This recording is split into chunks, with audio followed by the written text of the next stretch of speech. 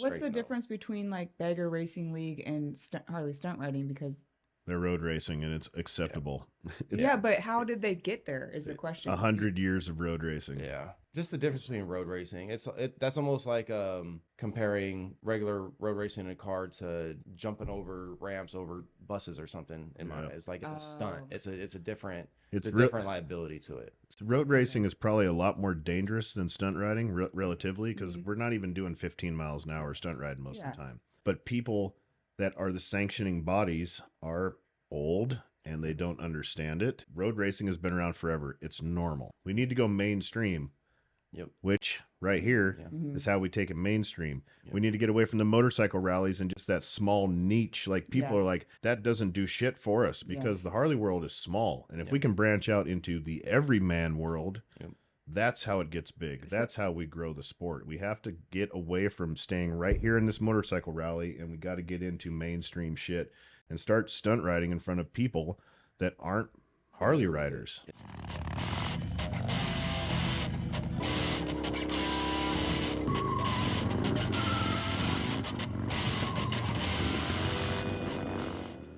today we're talking about how we're going to take Harley Stunt Riding mainstream by joining the auto drift scene. So I got two guests with me. You guys all know Ryan Kruesi from Kruesi Originals, and this is Chris from Modded Kulture. So I'm going to have him introduce himself and his organization, what he does. So yeah, like you said, I'm Chris. Basically, monoculture brings every part of the automotive community together at one time, at one spot. So we usually do it at the racetrack, so that of course we don't want to be on the streets getting shut down or anything. But we do drag racing, drifting, donut pits, lowriders, tuners, classics, exotics, stunt riding, of course, which we really want to advance on that and get it into a more professional environment along with the donut pits and stuff like that. Kind of take the same steps that the drifting world did to get those things into those environments. So, yeah, that's our goal. We just want to keep it pushing and have a good time while we do it. How'd you get started with monoculture?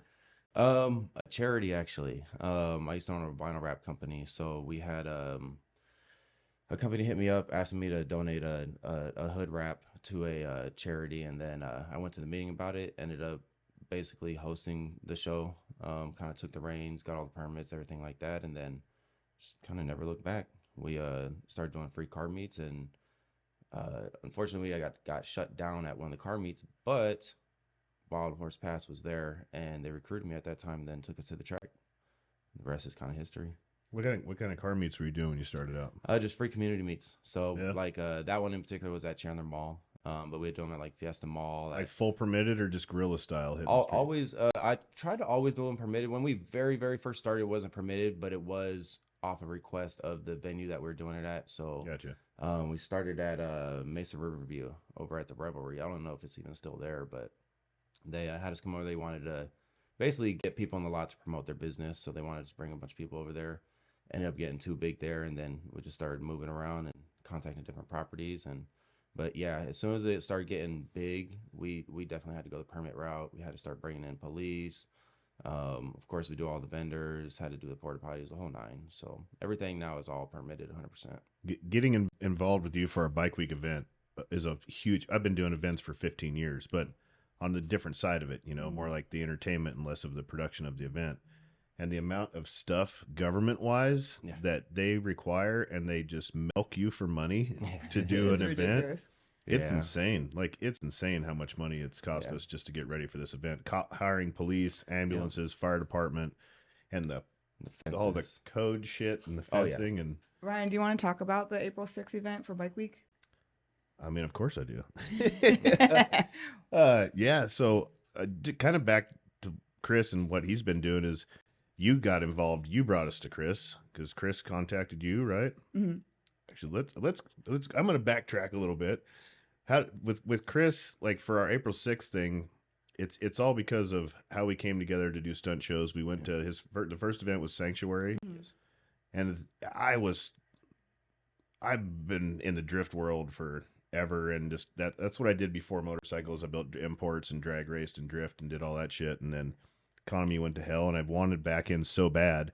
And we did a stunt show with Modded Culture, and I was like, I'm in. This is all I want to do. And then that's what we're doing for the rest of the year. Like, we're not doing many other motorcycle events anymore because they suck. The crowd is different with the drift scene. Man, Yeah. hyped. It's sick. They actually Hyped. love us. Yes, fucking hyped. Like, motorcycle rallies, I'm sorry, man, but the shit is lame. It's so lame. Lame, and people are just like bitching about you doing biker shit. Like, I'm on a Harley. I'm supposed to be out here fucking shit up and terrorizing the town, and you're bitching about me for doing a burnout for 2 seconds. Like, I'm over it. And at Modded Kulture, it's like, burn this motherfucker to the ground. Like, They let's were get down to loving it. business. And the crowd is so hyped and so huge, and it's just maximum chaos of everything. And then back to the bike week thing. I've been trying to put this together for 10 years out here. Like, well, since 2016, I would say. Like, 16 was the last good year of bike week. That was the last year that Busted Knuckle Stunt Tour was riding at Westworld. That was the last like big bike week in Arizona. And since then, it's like, I think new owners took over or something, and it's just been going in the shitter ever since. It's just nothing but knickknacks and literally selling renewal energy windows and fucking Shit, solar you don't care panels and homeowners insurance. I'm like, what the fuck? I'm at a motorcycle rally and there's not a single bike builder here. There's not a single motorcycle company here. There's a stereo company and a cooler with wheels company, a motorized cooler company. That's as close as it gets to a custom bike. And you're paying $65 to get into that bullshit. Like, Yeah. and I'm gonna see Godsmack, like fucking Godsmack. No way. But so I've been trying to get some other venue and someone to get on board, but it's just crazy money. And the logistics side of it, I don't know how to make any of that shit really happen. So he's So- like the perfect partner for it. Yes. So So when the facilitate. time came, and Law Tigers had enough of Westworld as well, because Law Tigers was investing serious money into Westworld, and they were just getting burned every year because it sucks so bad. So they're like, we're done with Westworld. We want to do something else. So I was like, Let's do it. all right, Perfect opportunity. let's have a conversation right now. And Mm-hmm. then I called Chris. I'm like, yo, dude, I need some help with this. You down to get in this? Can you get a venue? And You've been wanting to take over Bike Week too. Yeah. oh yeah. Yeah. So we've been talking about it since the Oh yeah. day we met. You know, he was like, we wanted to get, what was it, Cardinal Stadium? Yeah. That's still Yeah. maybe. That's in the works. We'll see if we can't get over to Cardinal Next year. Stadium next year. Yeah. Hell yeah, that'd I be think sick. it'll good. We Start at want to custom own. posters, but We want to own Bike Week. yeah. Well, tell the audience what's going down on April It's 6th. really a vendetta for me because I've been doing this shit for 15 years out here, and all the scenes like Cave Creek and Westworld, I just have bad taste in my mouth with both of you. So I'm coming for you, Musk. So we're going hard. Chris puts together a phenomenal event. If you've never been to a Modded Kulture event, I highly recommend it of any kind. It's ridiculous. It is the funnest shit I've been to. Yeah. Period. Like, Agreed. Thank you. it's what I've been looking for my whole life since I was a kid. It's just maximum fucking combustion engine chaos the whole time. Family friendly controlled chaos. Yeah. Yes, 100%. No Or- bullshit, no drama, no tough guy shit like Yes. at the Harley thing. It's just rad the whole time. Everybody was cool. It's a good time. So what we're doing is we're putting on a stunt competition. It's going to be a Harley based event for the most part. We're going to have your basic 2-round stunt competition. We've got some of the biggest hitters in the game coming out. All the guys that you follow on Instagram that you think are the shit have been my friends since the day they started riding. You know, I've been in this game forever. So all the homies are coming out. Everybody's going to be riding. We got $7,000 up for grabs in the stunt competition. We got Della Crew. You guys are going to be putting on an all-female stunt expedition. Simone, Bruce, Trent, myself, we'll be putting on a little bit of an exhibition ourselves. We're going to have Get Vertical. You guys are going to be putting on 2 comps. We can get into that. Yeah, well, we're going to do Last Man Standing Burnout Competition and then Limbo Drift. That's going to be sick. Yeah, that's- it'll be that's- little that's- fun I can't games. It gives the guys another chance to possibly win if they're not like the top rider and best rider. It gives them a little extra like trophy or something to walk home Yeah. with and Maybe help that's their one of skill sponsors. set. The last Yeah. man standing shit is what I'm really excited for. 'Cause Yeah. It's foot up, right? Yeah, foot up. You can't put your foot down, and it's kind of strategy because you can. Mhm. It's kind of like chicken. Yeah. You could fuck the other guy up by Yeah. getting in their way if you're more skilled, and Yep. even if you're not the top Jason Poland stunt rider, you can. A female can beat Jason Poland if they're better at burnouts and they Yeah, have yeah. more skill and strategy. I'd say my money right now is on Hooligan. My money's on Hooligan for the burnout contest. Yeah, he is, he a sick. savage with that shit, and I think we should all get a little side bet action going on or something. But Right. Hey, what's up, guys? I hope you're enjoying the episode. Real quick plug, I want to invite you guys to our online wheelie coaching course. This is exclusively made for Harley riders. We created a 3-stage progression method that is guaranteed to teach you how to wheelie. This is for day one learning riders. It's broken down from day one all the way to balance point. With this course, you get our exclusive members only Get Vertical app that makes it easier to access while you're at the lot practicing. You also get to join our Facebook community where we have a group experts in there all ready to help and other Harley Stunt riders learning from each other. You'll also get invited with online group coaching with Bruce and I, where you can ask us direct questions about your progress and any struggles you're having. You can sign up at getverticalcoaching.com. Link will be in the description. Anyways, back to the show. But yes, there's also good. So that's going on. It's gonna be dope. You guys doing Strider races too? Is that gonna happen? That ended up. I can't get a hold of the track. They won't get back to me. Okay, no Strider So races. not this year, anyways. We might not have time because we're gonna be Yeah. 11 to 6, and we're gonna be. There's not gonna be any downtime. There's not gonna be like a round of stunt competition and then a 2-hour lull in between. It's gonna be from the minute the gates open to the minute the gates close. It's gonna be chaos the whole time. We're going hard the whole time. Frank's Hydraulics, which is a legend in the lowrider world. I was a huge fan of that when all through high school, and Frank's Hydraulics was like the dude. Yeah. And I can't, it's rad how this world brings people that you idolized back in the day into your life, you know. And then he's putting on the car hopping contest, which if you've never seen a car hop 15 plus feet in the air, how high do they go? Am I exaggerating? Oh my God. It depends on the car, but they actually do have like a trophy for who has the highest and stuff like that. Bumper checks. They do a last man standing style too. That's what that. How does that work in the car world? You got an idea how high they are? Because that shit is like they're hitting straight up and down. Oh, they try to balance it on the. No. So they don't want a statue. So the goal is actually to get it to hop, bumper check on the back, and come back down and keep on doing it repetitively. So like the last man standing, they did it's consecutive bumper checks. So once your bumper doesn't check, you have to start your count over. So they literally they lined up 16 hoppers in the pit, 8 over here, and they just have them going. And these things walk. So like these things are all walking everywhere, about to hit each other. So There's sick. actually cars hitting each other. But every car has someone behind it filming to capture the bumper checks and make sure that they're consecutive. And I think the winner of it got 21 bumper checks. Damn. That was the winner of it. Yeah, direct. So they're like, it's like scraping fender. Yeah. Oh my God, yeah. scrape Bro, you bumper. should see like In a car though. Yeah. They're like, Yeah. it's like hopper bands, bro. Like literally, you look at the ground after it, it looks like almost like music bands. Like it has marks that just go and you can see which direction the car was hopping in. Damn. It's pretty cool. That's dope. Yeah. Yeah, that shit, it's gnarly. And we're bringing out a bunch of vendors, you know, all the your standard vendors, all the companies, stuff like no that. Purses. There'll be no purses. There'll be no leather jewelry or knickknacks or bullshit whatsoever. All vendors are vetted. They have to be in the motorcycle industry. They have to be a motorcycle branded company. They have to have something to do with motorcycles, period, or they're not going to be out there. We're not going to have that shit ever. That will not be a situation at our events. Correct. I do want to say though, what I love about our event is that it's family friendly. Yeah. I can't even go to Arizona Bike Week with my kids. No. Because there's strippers upside down naked. My girls think they're pretty, and it's like it's not, you know. Yeah. And it's 10 and unders free. Yes. Yeah, 10 at and all of our events. Every Modded Kulture event we ever do, it's 10 and under free. We want the kids there. We want the families to be there. I just love that you guys do that and incorporate that. Well, I mean, we need to bring the kids up in this world. Otherwise, we're all going to be on EVs and not having no fun for the rest of our lives. Yeah. So we need them to experience this. You're not so going that to they know convince me. what they'd be missing if they let that happen. I Because they're love going to be that. the ones that ultimately decide if we're nothing fully wrong with EV, but it has its uses. But Yes, there is. Don't buy electric vehicles right, at all, ever. man, they're trying, but they're not going to be able to get us to go away. So That's not with happening. all this, with us collabing together with the auto drift scene, I'm seeing that this will take Harley Stunt Riding to the next level. And I wanted to pick your brain because you're familiar with the history of the auto drift scene and how it was illegal before, and you're seeing that with the donut pit dudes.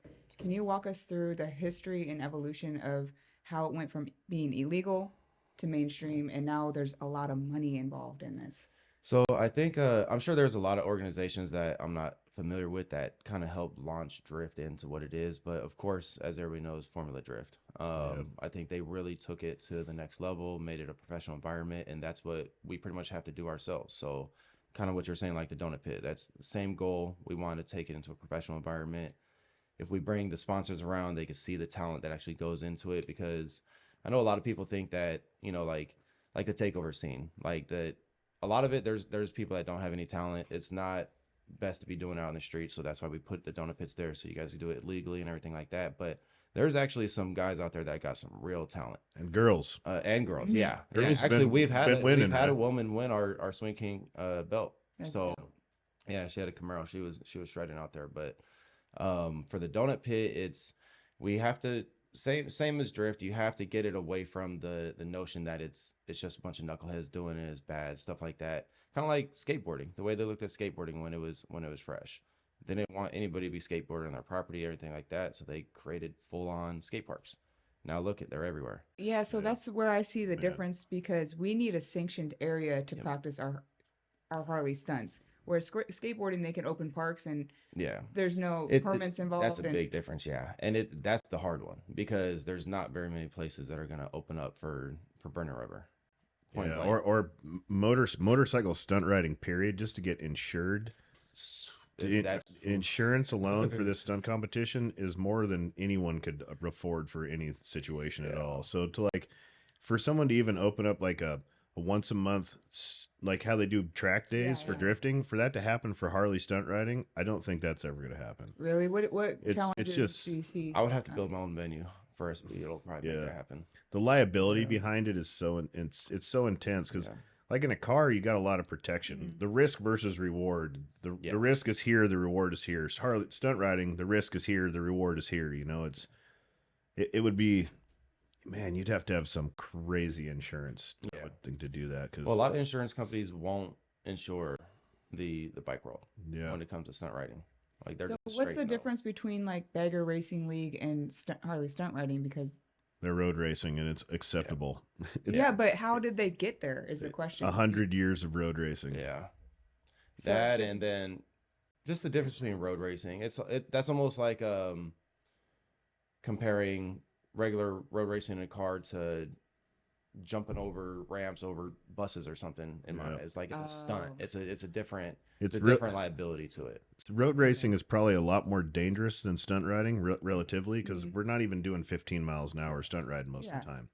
But people that are the sanctioning bodies are old and they don't understand it, and it's new and they don't understand it. Once again, you know, like it's something that they just don't get, and like I think it's because it's just the mentality of road racing has been around forever. It's normal.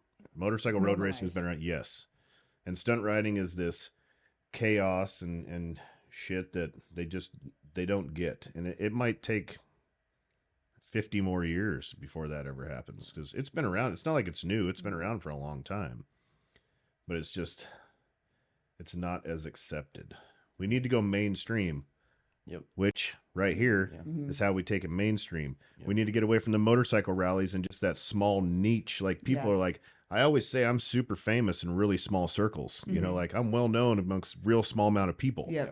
Because we're big in this tiny little motorcycle world, but that doesn't do shit for us, because the Harley world is small. And if we can branch out into the everyman world, that's how it gets big. That's how we grow the sport. We have to get away from staying right here in this motorcycle rally, and we got to get into mainstream shit and start stunt riding in front of people that aren't Harley riders. Yeah. So how important is professionalism, Huge.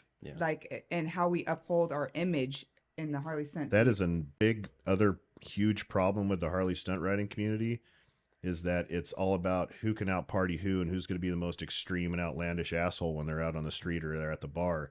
And that's given it such a bad scene that most of the stunt competitions have been banned from most of the venues because how the guys act when they're off the track.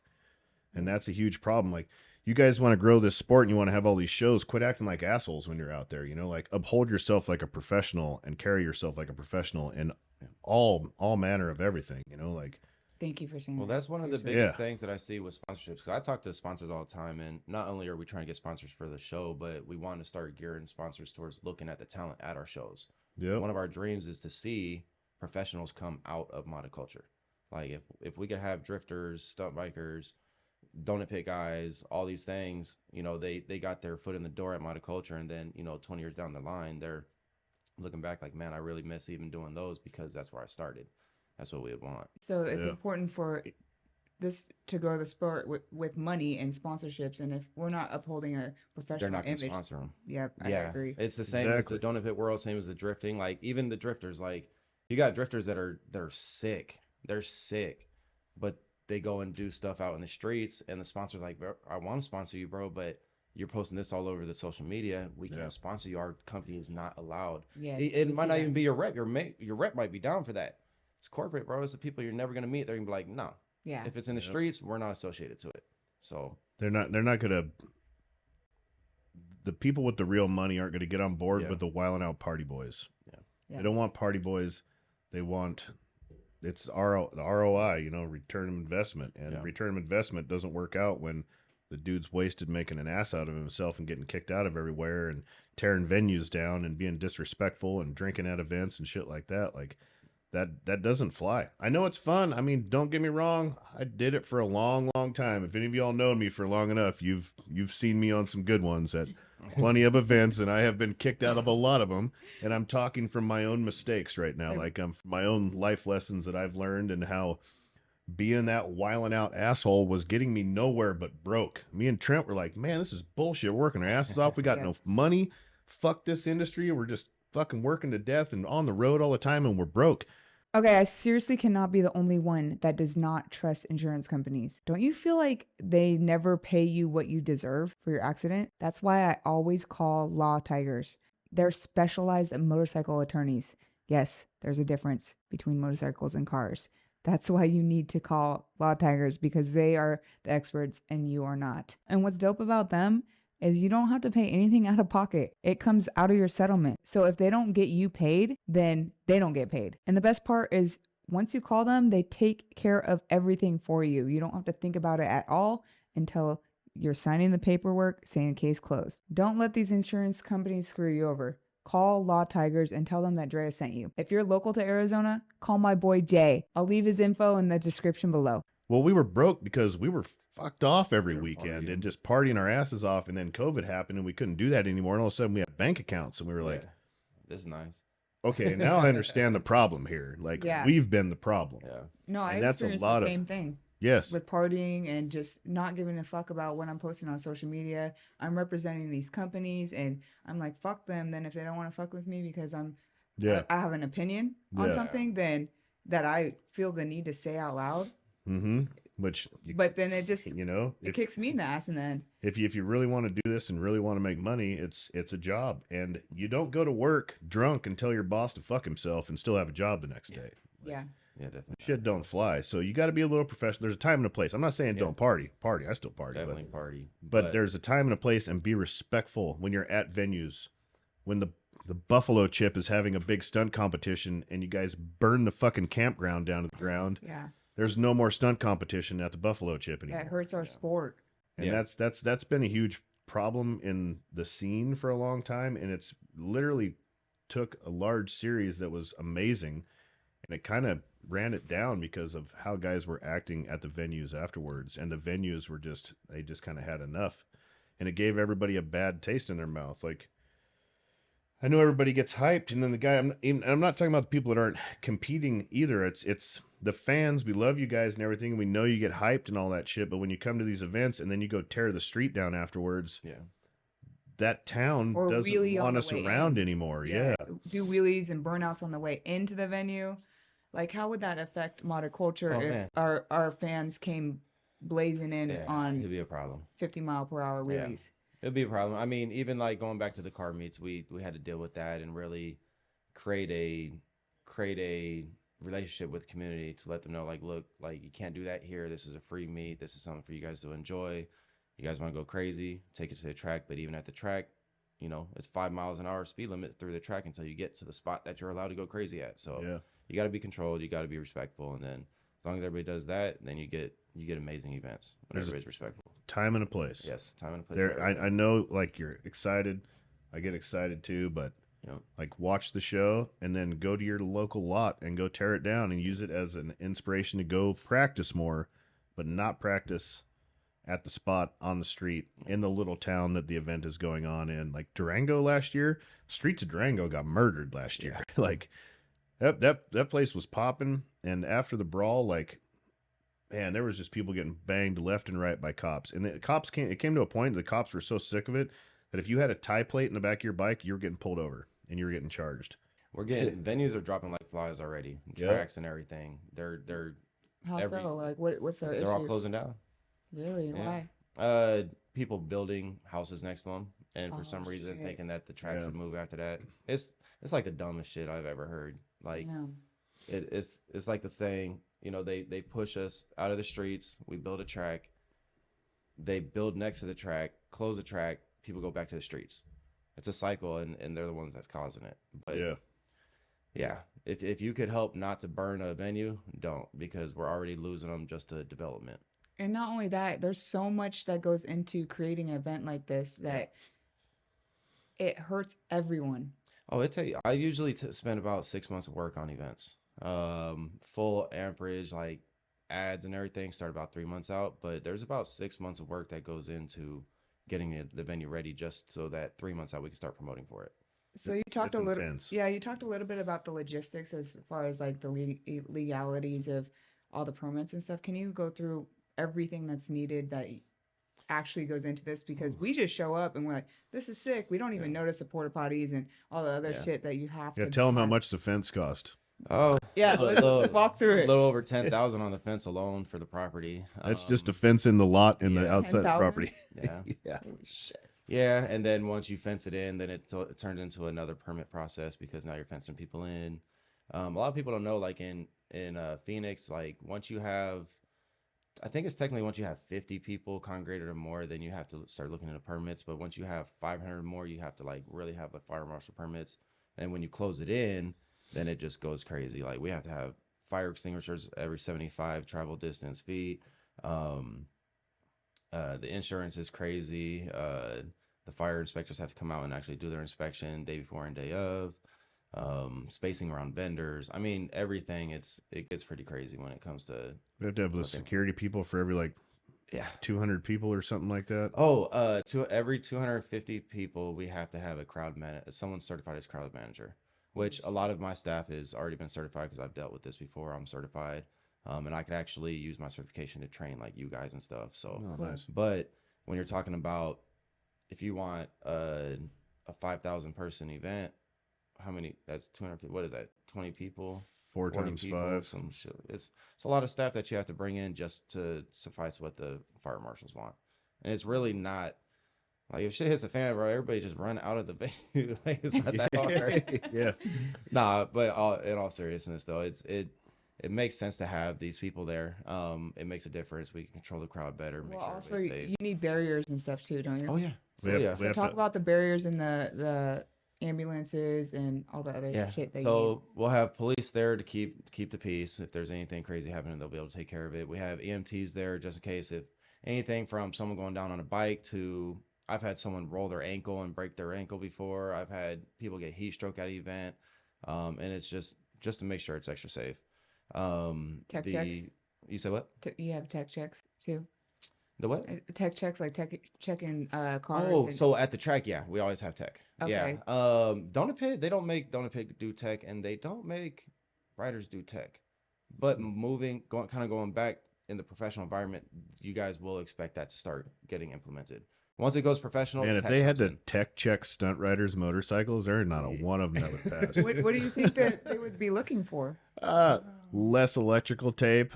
No zip ties. Yeah. No, not necessarily, because they just. Oh man. I guess maybe. I would say 90% of guys stunt riding Harleys are on the most clapped out shit you've ever seen. Well, I mean, a lot of the drift cars are pretty clapped out too, but Yeah, it's just securing like batteries, making battery sure in the right place, no fuel leak. Yeah, like just standard safety stuff. Make sure that you have a helmet on. Shit like that would probably be in the motorcycle tech. Or maybe just checking the helmets. We should do tech at this event just to fuck Just to with people. see. Just To see. Yeah. See people start Make sure you got to pass tech, show up with your axle fucking torqued. Something. No electrical tape holding the handlebars on. Oh fuck. Oh man. So half of them are gone. Bubba, you better get to work on your bike. I know, right? One handlebar's attached, one's not. I know. God, that kid shreds harder than anybody I've ever seen on the gnarliest motorcycle I've ever seen. I love it. I love watching it though. Oh man. So, what challenges do you see us facing if we are wanting to take this more professionally? We just got to get the big companies to recognize the skill behind it. I think that's the biggest thing. How Show do we them do that that? we could just put it in their face. Just keep throwing it at them. I Yeah. think that's what it'll do. Just keep throwing it at them. Let them see how much the crowd loves it. Yeah. That's what's gonna make them step in. Because if Build the they see a media. market, they're gonna want to be part of it. You know. So, and then also getting the motorcycle industry as well, start recognizing it as professional. You got to get it recognized as a professional thing within your own community first, and then start branching out, right? So if you have like a bunch of companies that don't consider anybody a professional and they don't sponsor them because it's just guys going to have fun, well, I mean, if your own people don't support you, is the next portion going to step in or not? Yeah. It might be that they'd be the ones that do step in, and then these guys that's been slacking the whole time are like, oh shit, wait, we should have been the ones that did that. Dude, I really think it has something to do with our image on social media because that is Yeah. where people view our Yeah. content. That's your job resume now. Yes, it Yeah, is. and so I think if we show that we're doing shows, we're doing competitions, that's huge, then sponsors are willing to put their money into it. And once money gets into it, that's how you get more exposure. Yep. So I think people need to start being more professional and maybe off the streets but it's hard because I mean, Nowhere to practice. streets are fun, and, Just do it. and streets Just get do it in views. intersections, You know, but don't be swerving at cars on coming at you, and don't be that dickhead. You know, you're already doing shit that's illegal, so do it respectfully when you're on the street. I've You don't got to noticed- be look at how wilding out I am. It ain't going to give you no more respect from me. I'm going to think you're a dick. But it's kill it on the street, kill it in the lane you're supposed to be in. Do it in a safe ass way. Don't be putting that minivan full of kids in jeopardy coming at you because you think sliding in front of them is going to be cool. yeah, That's the shit that bugs the fuck out of me personally. But same. like, you don't need to be fucking with somebody else's being while you're being an asshole on the street. Be an asshole on the street, but do it respectfully. That's my point. Be respectful while being a dickhead. You know, like, Respectful asshole. yeah, Well, like most- while you're wiling out. most police or municipalities, they don't care if you go out in the boonies and do shit. That's not what they're patrolling. Yeah, They're patrolling what he's talking about. Someone doing that shit where there's kids around, where someone could really get hurt. You know what I'm saying? Even just hurting yourself. The chance of you hurting yourself when you're around cars, it increases exponentially, right? yep. But if you're out, out off New River Road in the middle of the boonies, you're not going to hurt nobody but yourself. Yeah. And at the end of the day, if you hurt yourself, you hurt yourself. They're not going to be too mad about that. When you take out a minivan full of kids, that's a problem. Yeah, That destroys the sport. Yeah, Totally. that's when the task force come in. Yeah, oh, and they got them. They got them out here like 4 or Yeah. 5 years ago. They had a huge task force on us. The Yeah. Friday night street ride was just getting Yeah. cranked on. Cops killed 2 kids. Like, it was gnarly out here. Really? Gnarly. It scared everybody. Everybody quit riding for a while. And like, I haven't rode streets like that out here since, really, because they were coming down so hard on everybody, like running people off the road. They ran a kid into a tractor, and it killed him, and then it killed another kid, and it was insane because, dude, like, the shit's illegal, and most of the cops out here, like, when we do our mini ride, the cops come. Like, we had the lieutenant come to the parking lot, and he goes, I go, hey man, here's what's happening. We do this every year. We keep it straight. We keep a lane open. He goes, listen, dude, I don't give a fuck. He goes, I got murders, dope dealers, and robberies to deal with. I don't care about what you guys are doing. Just don't piss off the traffic. Don't get the cops called on you. I don't want to have to come out and have to deal with this bullshit. He goes, just stay in your own lane and everything's fine. He goes, I don't give a shit if you're riding wheelies, none of that stuff. Because Phoenix, like, they really don't care if we're riding wheelies on Harleys. I've rode wheelies past cops and they've been like, woo, out the window, you know? They love It's it. when you're fucking with traffic and the other people on the street and you're being an unsafe asshole. Yeah. If you're riding like professionally on the street, it's a different story. Like when you're in the open lane and you're not holding up traffic behind you for 10 miles and you're not swerving at oncoming traffic, that's when it becomes an issue. That's when the cops get involved. That's when it becomes a bad taste in everyone's mouth. And that's when the whole sport and everything gets ruined. And that's when the task force start coming in and they start really cracking down and taking your bikes and taking your life, taking everything from you, you know, like, You're in jail quick. you know, you don't gotta be, that's not getting you street cred, being that dildo. Like, that's not it. So taking it back to the competitions, Ryan, when you're deciding on who to invite to the competition, what things are you considering besides skill? Are you considering professionalism or like 100%. who's gonna crack a beer open before they start 100%. riding? 100%. Yeah, 100%. I'm not inviting the party boy. yeah. And like I got lots of homies out there, love you guys and shit like that, but I want this is big money on the line. And so you're coming out here, I don't want you showing up fucking hungover come competition day and looking like shit and riding like shit. Like I invited the dudes that I know are going to be serious, they're going to take it serious, and they're doing it for a living, and they're doing it because this is everything to them, you know, and they're the real deal. And that's the guys that we want. Like real competitors, real riders, guys that got their shit together, that are dialed in and ready to rock and roll, that aren't just out to get fucked up and fucked off and half-assed out there in the lot. Like, So that matters then. big time, huge. And how does that matter with continuing on with the competitions? If one person can ruin it for everyone. That one person will be gone. There'll be an absolute no tolerance rule. I don't take no fucking shit at all. Like, if you're at the lot and it's competition day and I see you drinking, you're fucking done. Yeah. You're out of there. It's not happening. When it's all said and done, your run's done, you're done for the day. You can do whatever you want to, but it's not like that shit's not going to be tolerated at all. We're taking this professionally. Like you're brought on as a professional. You're competing for real money. Like, take it serious or take it down the fucking road. You want to make this a career, then be professional, take it serious. Totally. Yeah. We're gonna give you the platform for it. Yeah. After that, it's up to the writers to really take that and run with it. And then, 6:00 show's over. We're all going to go get fucked off somewhere. Yeah. And we're going to have a good time, and it'll be out of the venue, and we'll go have a good time. We'll while it out. But, we'll go watch Godsmack. and yeah, I'm not going to go watch Godsmack. You will not see me at Westworld, but it is it just, we want to build a professional venue, and we want to go hard with this bike week thing. Like, we have large goals on going very big. We have a 187,000 square foot facility for this already. This is no joke. This is no bullshit. Like, we have big money involved. This is costing really, really big money. Like, we're putting up big money for this. Permits already approved. Which is fucking terrifying. But at the same time, this is a real deal event. This is going to be huge, and we want to go bigger. This year is just to build media, to promote, to build the bigger venue next year. Ideally, Cardinal Stadium. Ideally, we would like to end up at the Cardinals football stadium and be doing something massive. We want to take over. Because Bike Week, it's still huge. There's still 200,000 people come out to this shit, but it used to be the third largest motorcycle rally in the world at one time. And now I would say it's the 300th largest motorcycle rally in the world. I'm not going to lie.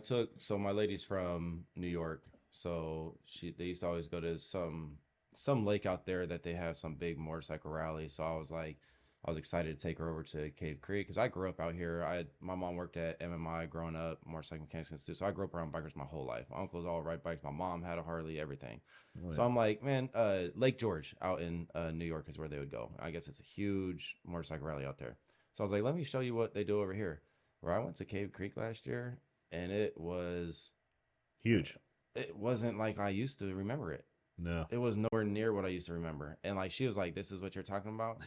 I'm like, this is some bullshit. All right, we're gonna host something. I'm gonna show you what the bike scene really does out here. Yes. So, and that's kind of where my idea of being like, man, I want to do something during Bike Week is low key from her being very unimpressed over there last year. And I was like, it's just some bullshit. Drunks and knickknacks. Yeah. Like, it's the motorcycle aspect of Bike Week is gone. Mm-hmm. It's nothing but if you're not getting wasted, there's nothing to do because there's literally nothing to do. It's just parking lot drunk. Yeah. That's it. There's no entertainment. Yeah. There's some shit cover bands and parking lot drunks, big girls on stripper poles. We love you. And knickknacks. Like, it's none of the builders come out anymore. Like, all the guys used to come in with their semi truck trailers, and every builder in the world would come out. It was huge. People would come from all over the world back in the day. And it was amazing, and now there's nobody. Like, what do you think they went wrong that we can take in consideration when building this? Management. Yeah. Say that straight up. Management. That's all I've heard. Westworld they got rid of everything that had to do with motorcycle stuff. Like, the Busted Knuckle stunt tour, no one's ever seen King Tony ride and his stunt team, it's unreal. And he'd been doing that show for 10 years. And the stunt show there was so massive. It was a huge lot, and they had stadium seating all around it. And Poison would be playing on stage, and everyone would be at the stunt lot. There'd be like Wow. Yeah. Poison would be playing, the stunt lot would fire up, the crowd would leave and go watch Tony and the guys ride. And those were the greatest of times, man. Yeah. Those were the rock star days there. We were ripping pit bikes in the lot and spraying chicks with squirt guns and just having a great time. And it was all about, there was shit to do, motorcycle stuff to do. And they brought the builders in. Now they've gotten so greedy with money that you're going to pay $3,000 for a spot. So what bike builder, why would I pay you to be the draw for your event? Yeah. As far as being like a bike builder or being like someone in that scene. For sure. So, but being someone in the scene that people want to come see, why should I be paying to set up at your shit when people are, we're going to bring 2,000 people when we show up somewhere, and you want to charge me $3,000 and then act like you're doing me a favor because I'm going to be at your event? They wanted us to pay to do a stunt show there. Yeah. Are you kidding That was me? their offer. If you're not a paid rider and you're like, man, I really want to do this, so I'm going to go do this stunt show for free, don't do it. You're just a scab. That's straight up. You're fucking burning the industry down, and you're ruining it, and you're putting us back in the dark ages of trying to build it into something professional.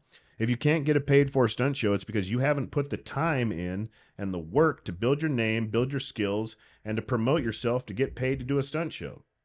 So don't do them for free, because that's dickhead. That is dickhead shit. Sorry. Man, But you're that's getting how me I so feel much about content right now. it. Yeah, right. Yeah. I got so many fire videos coming your Man, way. I got enough shit, people. I've been What pissed. else you pissed off I've about? been pissing enough people off What made lately, your but gears, Ryan? Yeah, keep going. but that I it mean, rolling. you know, that's just like, I don't know. It is what it is. You want to move forward with this and progress into something real. We need the new guys that are just coming in and thinking because they can do a power wheelie and a skid that they should be doing a stunt show somewhere, and they're going to ride these shows for free. And when you start riding shows for free, shows go away. Mhm. Plain and simple. You know, we're spending $500 a day in tires. Yeah. Yeah. Like, do you understand? Every time we blow a tire, those things are expensive. Like, we're not, and we're risking our life every time we go out there. You got guys like us and Senders Only and East Coastin' and all the boys that have been doing it for 10 plus years that have worked really, really hard to become professional stunt riders and to get paid stunt shows. It's really hard to get stunt shows that want to pay money because There's people that do it for free. they can get some fucking dildo to do it for free. Straight up, if you're doing it for free, you're a fucking dildo. I don't give a shit. Yeah, if you're doing it for performances, you should get paid. You just got to make sure that your talent is to that par going through what you're saying. You got to practice to get to that point.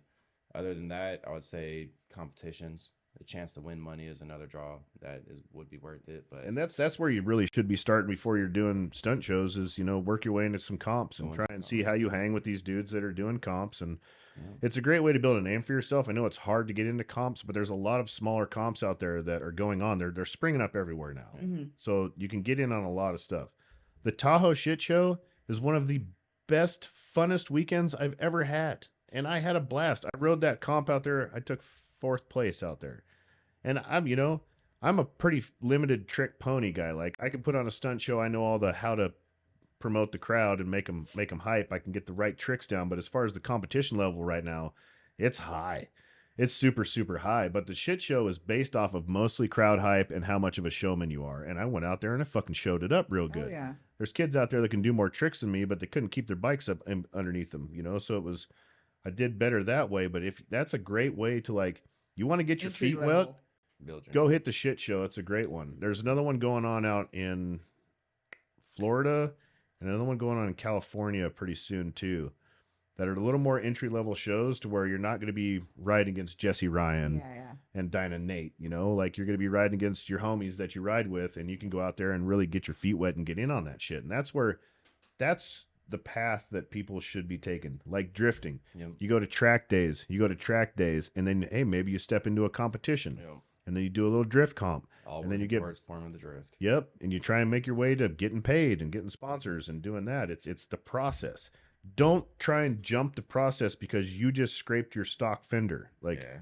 Or because you went viral because you did a wheelie and now you think that, you know, you're a major stunt rider. Mhm. yes. Or They're drifter or every world I see that. It's the They'll same get thing. they'll get a viral video and think that they have the skills, and mess around and go hurt themselves. How do you vet the people you allow to drift in your events? Well, tech is a lot of it too. So if their car can't pass tech off rip, they can't be in the competition. We look at a lot of the drifters that are in like other comps. We watch what they do, see what their skill level is, and then we know a lot of the drifters. So we have like a table of drifters I could go to. If I don't know somebody, I could take to the table like, hey, have you guys seen this person? What's his skill level? Is he up to par for this competition? Stuff like that. So is it pretty much invite only for you as well? More so they submit and we review and vet, and then we'll give an approval or not. Look at some videos that they post and see how so it's not. they are. Of course, we reach out to people, see if they want to compete, stuff like that. What's a huge turnoff for you? Just recklessness, not being respectful. Like if I see like a drifter that wants to compete in my event, but they're over at the local car meet, decided to pull out their pro drift car to go do a donut, like that would be crazy to me. Like, bro, don't do that. Like, you don't want that shit at your it's event. not, well, one, like I'm trying to help people get sponsors and move on with their career, and if you're not on the same mind track, like that's not going to help anybody, you know. So I don't know, I know that we have a lot of guys that probably do stuff in the streets, you know, and a lot of them go in the boonies and do it, which I don't, like I said, I don't have no problem with. But yeah, man, like don't be going out on 35th and Indian School and tearing shit up. Well, that's like, the hard part because we have to practice somewhere, you know. And that's why, like how you guys have your lot that you go to. There's no spectators to get hurt. There's no cars moving around. There's no kid. Like it's you guys. Control. There's no lot for drifting cars though. That's the shitty part. Like I'm building a drift car right now, and Bruce is building a drift car, and Trent's got a drift car, and Dennis got. We all got drift cars now. Rob's got one. But there is nowhere to just go practice on a Sunday out here. Just track days. Drifting is expensive. Yeah, and the track days out here are so limited now. Like it's so scarce. You're literally like every couple of months you can go practice in your car, and that's tough because I want to drift my car every day. I am real hyped on the shit, and I'm supposed to compete in April. Yeah, part of my sponsorship contract, and I've only slid that car like one day. And not efficiently because it's been breaking on me all the time. It's tore down now, so it won't be back on the road till I got a dyno appointment on March 20th. I got to get it all built and tuned and dialed, and then whenever LS Fest is, like end of April, the 26th or the 28th. So I'll have a month to learn how to drift a car. You ain't been to LS Fest, by the way. I'm supposed to be drifting at LS Fest for Holly. Oh, shit. And I don't know. I might be really letting some people down. I mean, real talk, because that shit it's hard. We'll be watching your thumbnails too. Oh yeah, some bangers out there from here too. And it's man, it's fucking, that shit's stressful because like everybody that's getting in the stunt riding world, I've been in it for 15 years. Next month, 15 years, and getting into drifting cars, like I built drift cars and shit back in the day, but barely drifted them. You know, there was no angle kits and hydro handbrakes. I'm talking like 25, 30 years ago. And we were just sliding around mountain roads, just going too fast and getting them to slide a little bit. The level now is just insane to me. I want it bad, but I'm the squid. I'm on the squid level again and starting from the bottom. And we went to the New Year's Eve Modded Kulture Bash, and fuck, I sucked, man. I sucked so bad. Humbling experiences. I was pissed. I had no angle kit, you know, and just it was a shitty car to drift, but I just. But you're on a so that track that you're on, Radford's actual road course track. Tough track. It's a high speed, high wheel speed, really fast track. Yeah. Like even the pros that come out and do it, they're like that struggle. That's not necessarily struggle, but it's a fast fucking track, like top of third gear, 80 like mile an hour entry plus you're type moving shit. in that thing. Yeah, and I don't have that. I don't got top of second or first gear. Not yet. Not yet. But I want redemption. I want to hit that track again because. But it's humbling to start over again. It's also very exciting to start over again, to be learning something new again. Because I've been stunt riding for a long time. I love being a beginner. I lost a little interest in the old stunt riding. Like I still do it and I keep up on it, but the luster has gone. You know, like I feel like I can slide around a parking lot so many times on a Harley now. I can take 4 months off and still come back just as good at this point. But I will never quit. I don't think. but I want something new. I'm looking for a new challenge for sure. So You need that adrenaline rush. yes. Yeah, So being able to do these modded culture events, I can go ride 3 stunt shows, and then I can go drift my vet the rest of the same- time. the same day. Yes, the same day. That's what I love about Modded Kulture. It's a whole experience. It's not just like one thing. You're not like Yeah. all these other stunt competitions. Not trying to talk shit, but you go there and it's just a competition, and that's it. Yeah. You might walk around and Look at knickknacks. look at knickknacks and buy a Yeah. shirt, but it's not a whole experience, and that's what's dope, and that's why I'm so stoked to be collabing with you guys. It's gonna be fucking awesome. It's And gonna if be you've sick. never seen a takeover pit, like one of those The donut competitions, pit, yeah. that's Swing my King favorite Kong. thing to watch. It is maximum Yeah. chaos. Like just rev limiter clapping the whole time, balls to the wall. It is so fun. And Rob is gonna compete, I guess. I'm gonna ride with Rob. Okay. Oh yeah, I want too bad. He's got a 550 horse Silverado that, Okay. and he's been practicing a lot. I think he's gonna do okay, and it will be a blast. And I think we're gonna talk Bruce into it too. Are you? Sounds like it. We're thinking about adding some obstacles into the Swing King competition. That would be sick. Yeah, so it would be I would like to throw a box down at the bottom corner that's kind of closer to the fan. So like to enter you would have to drift into the box, then do your donut in there, really show the skill, and then slide back out of it, get some points on the Definitely. for that. Maybe some probably not cones, probably put out like those big drums, the old oil drums. Yeah. Just stuff for them to go Have around. to get some technique around. Yeah, exactly. Like drifting a Harley out in the lot, I can slide that thing all over all the time. Yeah. But as soon as you enter a clipping point into it, Yeah. somewhere a point that you have to hit, like an apex you have to hit or anything like that, it changes it. Yep. You can take the dude that's one of the best guys out there drifting, and you go, here, hit these 3 cones right here, and they can't do it. Yeah. It's hard. Because it's nothing but freestyle Yeah. shit. It's basically just takeover shit when it's with the Harley drifting. But once you throw points in there, like the Harley drifting competition that we've been developing for the last year. Anyways, that is I tough. thought you were gonna get me a viral No. clip. I won't be a. Yeah, that's cool. But He got anyways, he got a kick in the nuts. we have a year's worth of videos of us setting up cone courses and doing Gymkhana style drifting with Harleys over the last year. And it took my drifting level to a whole nother level, because once you have to like hit a clipping point and you have to do different stuff like that, it's different, and it really weeds dudes out. It really does take a lot of, guys that are really killers freestyling it. But when you actually have to put that bike somewhere at some certain point, Yeah. it's different. It's way different. And then like to throw that into the takeover stuff is going to be rad. Well, I think we could even throw that into some of the stunt riding competitions too. And Oh, yeah. stuff like that, I think, is what helps take stuff to a professional environment, because then it gets the technical skill to really shine. Yeah. And that's where the sponsors are like, okay, I see what you guys are talking about now. Like they Yeah. actually, they really do this. Like they've practiced, they've done their illegal practice time. They're now into the events and they're really pushing and showing Yep. what they could do. So I had Jason Poland on talking about competitions, and you had commented about the competitions. Oh, yeah, Can the you talk point about system. your opinion on point system? It'll and- always be hard. Anytime there's any kind of opinion-based portion to the judging, it's going to be hard. How do you make that fair? So what we did is we converted over to a technical skill judging sheet. We developed it, launched it at the Sanctuary, I believe, is when we launched it, and it went great. There was no arguments from the swingers about it. They could see the scores and know why they didn't win or why they did win. But basically, we gave them maneuvers that they have to do, certain rollbacks, donuts around another person while they're slacking, and then also point deductions. If you stall out or if you hit the wall or stuff like that, we could really start. When we have the point system where it's not opinion based, it's numbers don't lie. Like you did or you did not. Kind of like what you're saying, when you put stuff out there that they have to actually hit key points, they don't hit it, they don't score. So that's one of the ways to move forward with not having that issue. Well, it's really hard, like you were saying before. You can't do that in the Harley Stunt Riding. You can't do it world. in drift either.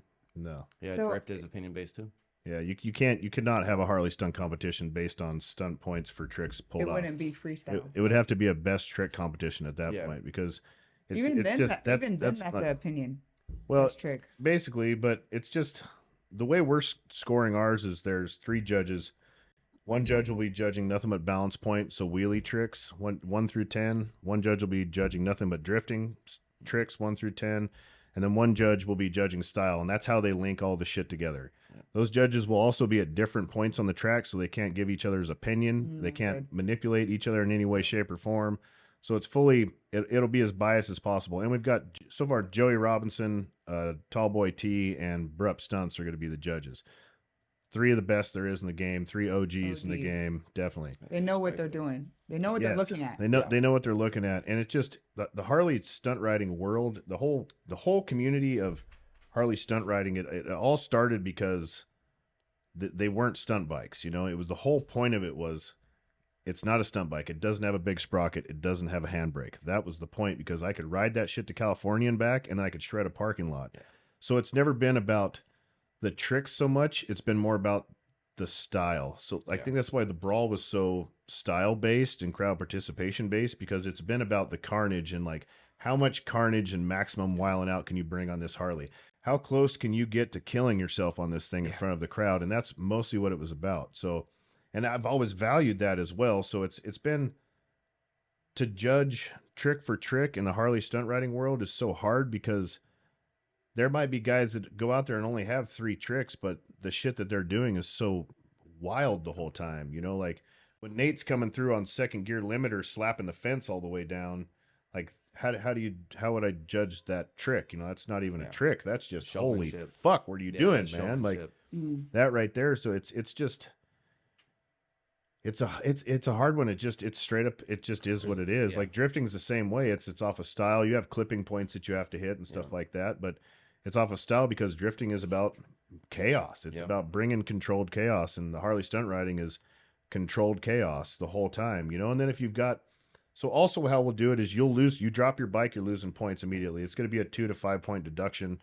If you miss something, we know, like all these guys know. So if you want to throw a 3-piece combo down, cool, you did a 3-piece combo, but on the third one you were going down and you were losing balance point. You just lost a point for that 3-piece combo.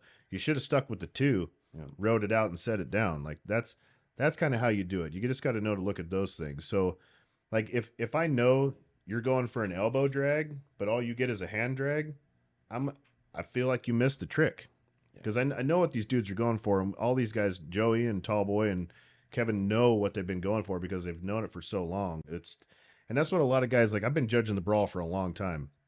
And a lot of guys don't get it. They're like, well, I did this and this. I'm like, well, that's cool, but the rest of your run, you spent over here fucking off trying to figure out what you're going to do next. You dropped your bike 4 times. You missed that 3-piece every time. Like every time you went from knee knock to sit down to hand drag, you were coming out of the wheelie instead of staying in it and fluidly pulling it off. Yeah. And then say you come down out of something and you pause, like, all right, what am I going to do next? Point. You just lost a point. You want to flow. If you're not moving the whole time, like you should be going from drift to clutch up to trick to drift to clutch up to clutch up, not just do something, pause, wait. Like there was guys that were doing rad shit, but they lost fucking 8 points because they stalled so many times and stopped and had to like, what should I do next? If you're coming out in a competition, you should have a choreographed run. There should be no what should I do next. Professionalism steps in. Yeah, it should be show us that you practice it. Show us that this is what you do. That you were like, you know what, this would be sick leading into this, and you're gonna put that showmanship on because of the 100% of your show. So. You should have a 2-minute run choreographed that you're practicing every fucking day. It's not just going to go out there and go, oh, I'm going to try and hit some of this and this and this. No, you should be like, I'm coming out with this. Bang, bang, bang. I'm flowing into this. Dirty. You watch Dirty run. There's guys that can do crazier shit than Dirty.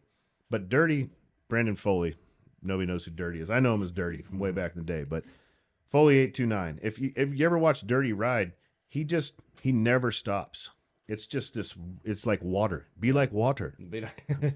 Always flow. It's got to be fluid. He's constantly flowing. He's very fluid in this. He goes from trick to trick to trick. And then also, if you pull some shit off that we've never seen before, like a double tank fucking scrape or a helmet drag or a new trick that's never been done in competition, you're going to get a point back that you lost. So there is a point system to it, how that works, but it's not per trick. Like you can't really judge per trick because, you know, say 50 guys do a hand drag, you still have to do an opinion based whose hand drag was better. You know, who did it deeper, who did it longer. So it's more of a... How do you consider handbrakes into all this? Because as you know, it's complicated when there's guys on foot brake, and then the handbrake guy just has more tricks. Well, then that's just going to be, if he's pulling off more rad shit, then he's pulling off more rad shit. That's really all it boils down to. Yeah. Ain't Shit Nick fucking kills it in a lot. Mm-hmm. Like, I just watched him for the first time in the Tahoe Shit Show. First time I'd ever seen him ride, first time I met him, and he killed it. But, like, back to the handbrake thing, the Harley stunt riding thing was all about because they didn't have handbrakes. You know, like, it was the point of it being not that. And now there's a lot of people coming over from the sport bike world. You and Bruce come over from the sport bike world, and they bring the sport bike stuff to it, and they bring the sport bike tricks. So, say if somebody comes in and they've got more tricks, they're probably going to win if they're putting on a good show. Mm-hmm. If they're not dropping their bike. The thing with Nick, like Nick can do some handbrake shit that's ridiculous, like fucking side saddle, knee knock, all this rad stuff, but he can't drift for shit. So you lose points there. You got to be equal. Yeah. And when it comes to Harley stunt riding, drifting is a big part of it. Mm-hmm. Like your drift game's got to be dialed. Sammy Stunts, one of the best wheelie riding guys in the fucking world right now, I think. Don't let your head get too big, Sammy, but you are. His wheelie game is ridiculous. He's pushing the sport. And his drift game at the lot here, he can drift like a son of a bitch. But you put him in a competition, he can't even put a foot down and fucking do a 180. You know, like his drift game goes to shit. So he would have been winning the brawl. Like the last few of them, I think he could win them.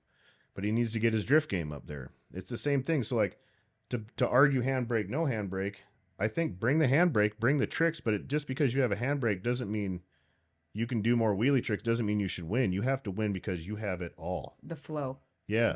Well-rounded. All the way. So like if you're doing, Bruce is one of my favorite riders of all time. You watch Bruce at the lot, he's unreal. The last brawl he was in, he came out and he scraped to a stop, and then he tried to balance his bike for a long time.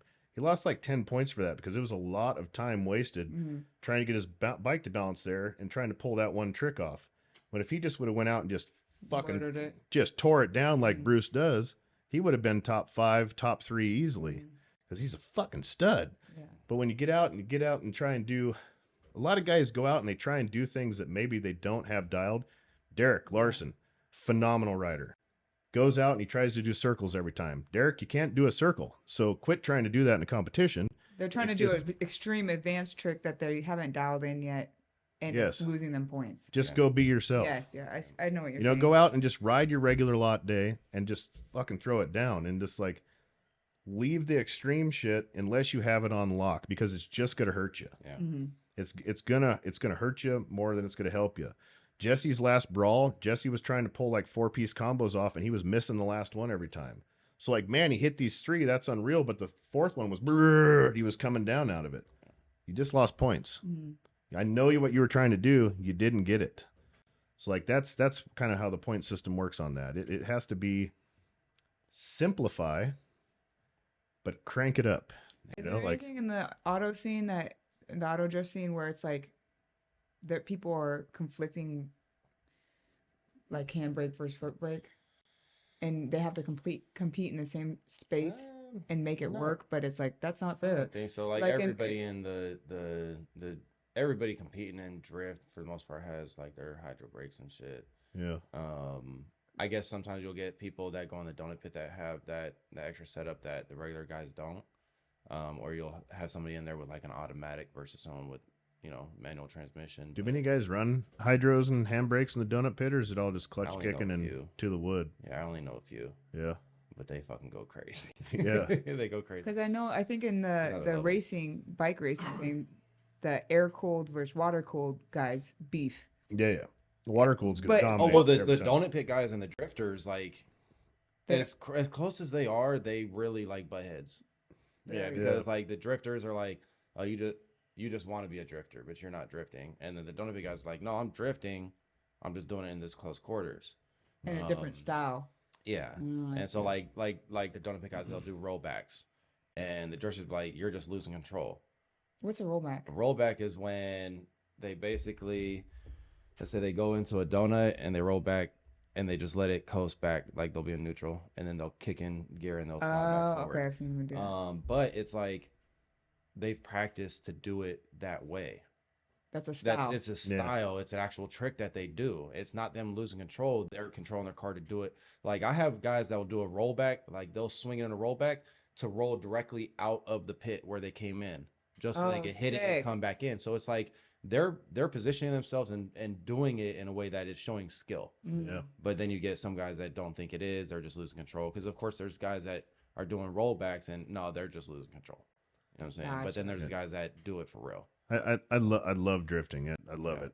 But the takeover pits, more fun to watch. It's pretty exciting. It is pretty goddamn exciting. And- you were there. and I when mean, you you've seen throw- it. Yeah, When you it's throw the sick. drifters in the sick. donut pit, it gets really crazy. Yeah. Yeah. Dude, like- what was that dude in the BMW, the white one? Yeah. Yeah. That was Evan. nuts. Evan. That thing was Bogovic. gnarly. Yeah, he's crazy. He goes crazy. He's a professional drifter. He's in Formula D. And then you got like Webby that he'll go in there and go fucking stupid. I think Don got in there. Don Shredda, I believe, got into the donut pit. Is his last name really Shredda? Yeah, That's dope. as far as I know. Oh, that's amazing. Legendary. Yeah. Old man drifting. He's pretty good though. Yeah. Hell yeah. Yeah, he goes a lot Yeah. of comps. That's we're gonna have a pro driver out at the Bike Week event too, right? Come out for the Webby's gonna come out. Yeah, Dustin. that's gonna be the finale of the Yeah. What are you day. gonna do? We're not gonna say anything now, Oh, okay. just so that we can ask for forgiveness afterwards. Oh, gotcha. No, he'll just put on a little display to end the night. Yeah, Nothing just too crazy, stick around to the end of the Yeah. day, because come closing time, we're Yeah. closing with a bang. Yeah. Yeah. Have some fun with a drift car. Well, in the before- bike Yeah, pit. yeah. Before we wrap up this podcast, can you talk about the rest of the events for the year with Modded Kulture? Yeah, and so what's going on in entertainment wise? We got a big schedule, which thank you guys again for jumping on board with this. Honestly, it's going to turn these events into a whole nother level. But first one coming up is March 2nd in Tucson Dragway. We're going crazy. You got the car show. The track actually has a bunch of NHRA guys out there, so there's gonna be a bunch of pro mod drag racers doing test and tune during our event. Oh damn. Yeah, it's gonna be sick. Some Rad. of the big boys will be out there, so they'll be running for real. We got the donut pit test and tune. We got the Swing King competition with the $2,000 cash payout. The stunt riding shows that Get Vertical and Kruesi Originals will be doing. We got Frank's Hydraulics will be out there with the car hop. Two-step battles, food vendors, everything that we do in Phoenix, we're going to do it out in Tucson on March 2nd. Then we have a charity show on March 23rd for Phoenix Children's Hospital. It's a static car show, but it's free for spectators, so definitely come out. It's going to be fun. It's gonna be dope. We'll be there. Yeah. Then the big bang for Bike Week, April 6th. We're going to take over Bike Week out here in Arizona. Like I said, 15 to 20 of the top riders in the world are going to be out here going crazy. You and Dela Crew will be going crazy. Then you guys also have your displays and all the mini comps and everything like that. Plus, Franks will be there doing a car hop as well. Chopper Kings will be doing the bike show there, the performance bike show. Yep. Oh, yeah. Food and vendors, all that same thing. Then come June 8th, we're back at the track with it. So we're gonna go crazy. Minimum of 2 drift tracks, trying to get 3. We'll have the donut pit going. We'll have the stunt show going. Tell everyone where is that? That one's gonna be at Radford Racing School in Chandler, Arizona. And then 6 spot. yeah, Yeah. that one's Super sick. super dope. Then we are in Colorado with it, September 14th, which we'll be taking the bike show out there as well. Yeah. Were we doing a comp out there or just perform? I think we're doing performances out there, right? Yeah. Yeah. Okay, so stunt bike performances out there, lowrider car hop, drift track, donut pit, everything that we do here, we're just going to replicate it everywhere we go. And then we're gonna end the year off with a huge event. October 12th at now renamed Firebird Dragway. It was Mark your calendars for this yeah, one. that one's crazy. That's our biggest event of the year, October 12th. We bring absolutely everything out. Maximum mayhem. Maximum carnage. Still Yes. family friendly. Kids and 10 and under. Like I said, all our events are free. But yeah, maximum carnage all night. And it's kind of Halloween themed, so we'll have trunk or treats, costume contest, the whole 9. So Oh, I'm coming out in costume. yeah, Yeah, stunt competition at that one. Yeah. We'll be putting on a stunt competition Yep. at that one. Yeah. yes, that one's gonna be the big grand finale stunt competition. We need for your us. guys' help to make this event huge. But all the motorcycles events Yep. that we're having. Yes. And on October 12th, though, you guys are gonna have you won't be sharing the donut pit with the donut pit guys. You guys will have your own pit. Dope. So That's even stuff better. like the entire event, you'll be able to do the mini comps, everything throughout the whole event. Yep. And then of course donut pit will go on the whole time, and then drifting like crazy. It'll be nonstop action. Yeah. The event Sanctuary this year was unreal. Oh my dude. gosh, unreal. Yeah. Unreal. That is Yeah. I've rode all of the big shows and I've rode big motorcycle shows for a lot of years and I've never rode a crowd like that. that big and that hyped. They're screaming. Like that For more. shit was so Yeah, they sick, love it. and the whole event is so massive. It's massive. Yeah. It's massive. The- Come out, it's fucking massive. And how many And people usually everything. attend Sanctuary? We're getting close to 5,000 now. So about 5,000 screaming fans that are all gearheads that Yeah. love Yes. Every one of smoke. them.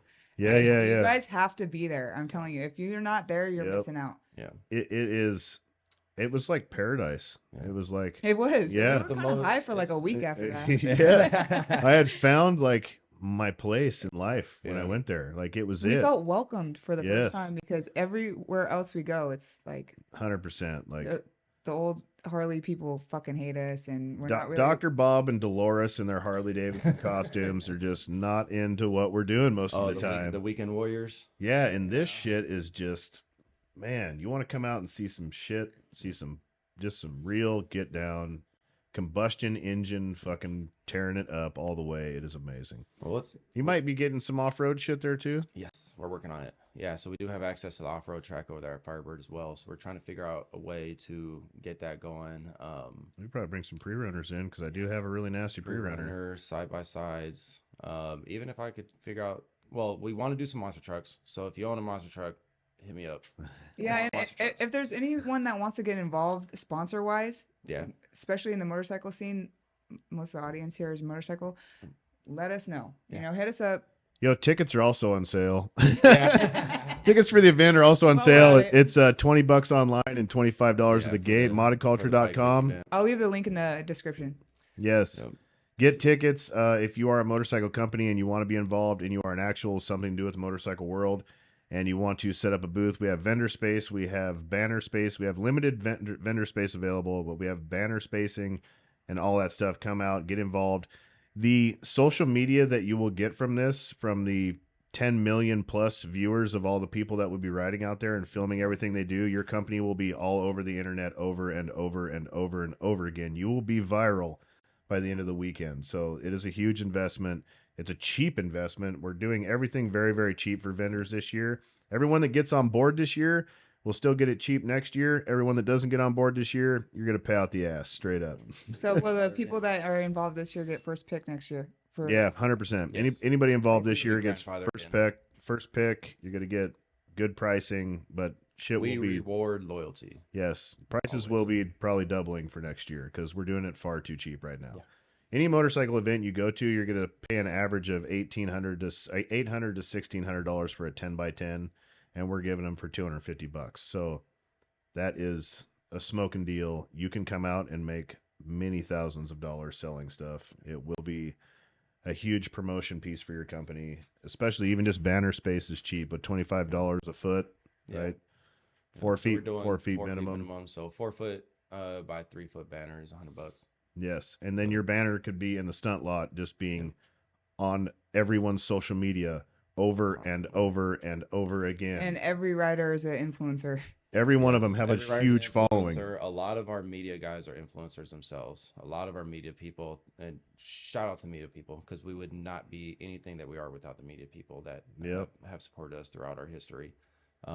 But yeah, they go crazy. Like our New Year's Eve event, I never seen so much content come out of one event. Yeah, And sick too. That same group's coming out to the bike week event. We will both, Modded Culture and Kruesi Originals, we will both have full media crews out there. So this I have will a be media like, guy coming too hell yes, yes. We will have full media. It will be overwhelming amount from of every content. angle. There's Yes. gonna be Yeah. content. There's also TV commercials running right now for this. We have radio commercials running right now as well. Shout out to So Law Tigers. shout out Law Tigers. This is Tigers. it's Huge all. If support. it wasn't for Law Tigers, this wouldn't be happening. Law Not at Tigers all. is really the key part of making this Yeah. all happen. Law Tigers Arizona.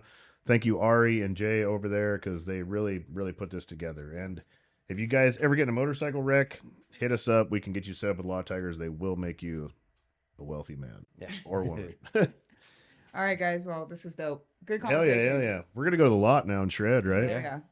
I'm down for that. Are you down? Yeah. Oh, shit. Yeah? You're Oh, getting- man, you're let's getting on the back go. of my bike then. Yeah.